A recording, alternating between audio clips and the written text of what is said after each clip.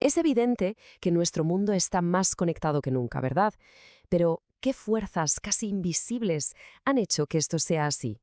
Hoy vamos a desgranar los tres grandes motores que han dado forma a la economía global tal y como la conocemos. Seguro que más de una vez nos hemos hecho esta pregunta. Es que la respuesta está en una red global increíblemente compleja. Y claro, esto nos lleva directos al meollo de la cuestión, que no es otra cosa que la globalización económica. Vale, para entender cómo funciona todo este entramado, lo primero es lo primero. ¿Qué es exactamente eso de la globalización económica? A ver, pensadlo de esta manera. Es como si hubiéramos derribado los muros que separaban cientos de mercados nacionales para crear, pues eso, un único mercado global.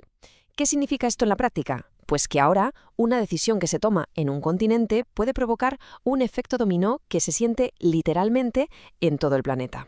Claro, esta transformación no ocurrió así, de la noche a la mañana, nada de eso. Ha sido un proceso impulsado por tres motores potentísimos que, durante décadas, han ido remodelando nuestro mundo casi sin que nos diéramos cuenta.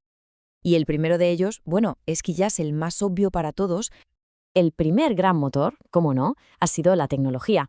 Ha hecho que el mundo se sienta más pequeño, ha comprimido las distancias y ha conseguido que hacer negocios al otro lado del planeta sea radicalmente más fácil y sobre todo más barato.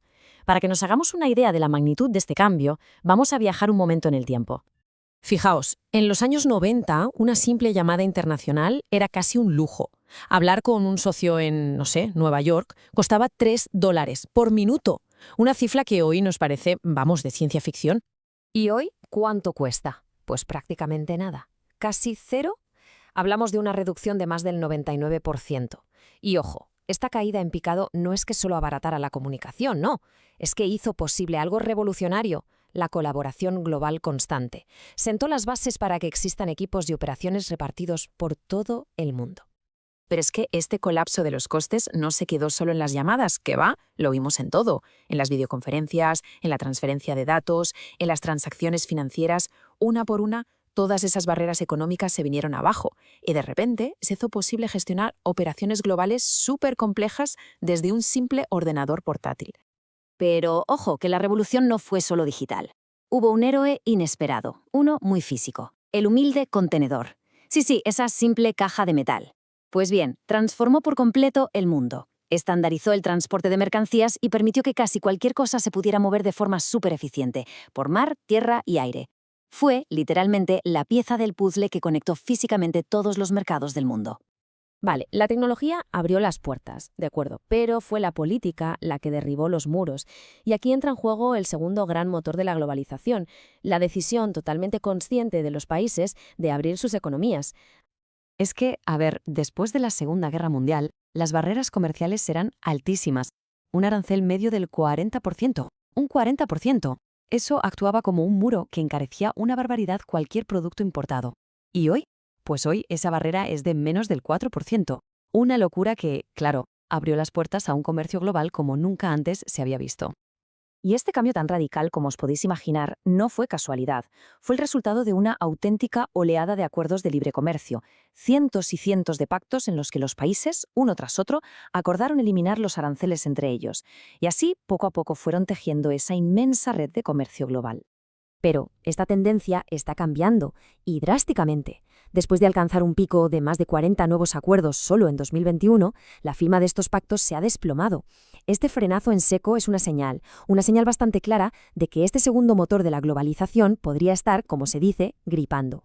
Y esto nos lleva, claro, al tercer y último motor: las propias empresas. Porque, aprovechando toda esta nueva tecnología y la apertura de los mercados, las compañías rediseñaron por completo sus operaciones a escala global.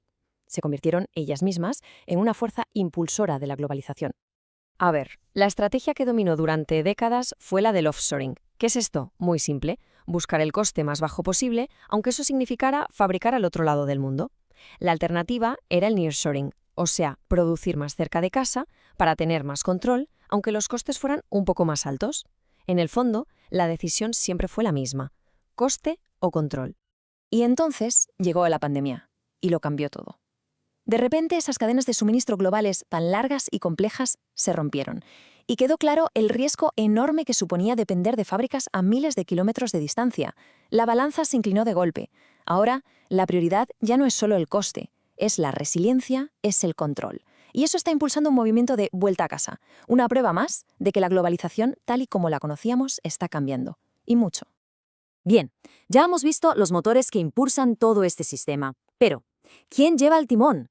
¿Quién está realmente al volante? O sea, ¿dónde se toman las grandes decisiones que marcan el rumbo de la economía mundial? Pues mirad, la respuesta no está tanto en leyes formales como en reuniones de muy, muy alto nivel. Es como la cita que vemos. Es como una reunión para tomar café entre los jefes de las empresas más poderosas. No se firman acuerdos que obliguen a nada, pero lo que allí se habla, bueno, eso da forma a toda la economía global. Y estos son, por así decirlo, los clubes más exclusivos del mundo. Tenemos el G7, que es el núcleo duro de las potencias occidentales. Luego el G20, que es un foro más amplio donde ya entran los gigantes emergentes como China, India o Brasil. Y por último, el que quizás sea el más influyente de todos, aunque no sea un club oficial, el G2, o sea, las reuniones cara a cara entre Estados Unidos y China. ¿Y por qué es tan influyente este G2? Pues la respuesta es muy sencilla. Los números. Juntos, Estados Unidos y China suman más del 40% de todo el Producto Interior Bruto mundial. Más del 40%. Esto significa que sus decisiones, ya sea para cooperar o para enfrentarse, tienen un impacto masivo y directo en el resto del planeta. A ver, recapitulemos. Menos acuerdos comerciales, empresas que vuelven a producir más cerca, tensiones geopolíticas que no paran de crecer. Las señales están ahí, son bastante claras y la pregunta, por tanto, es inevitable. Después de décadas y décadas de integración, ¿estamos viendo cómo la globalización empieza a retroceder? La respuesta a esa pregunta, esa respuesta definirá la economía de las próximas décadas. Ahí lo dejamos.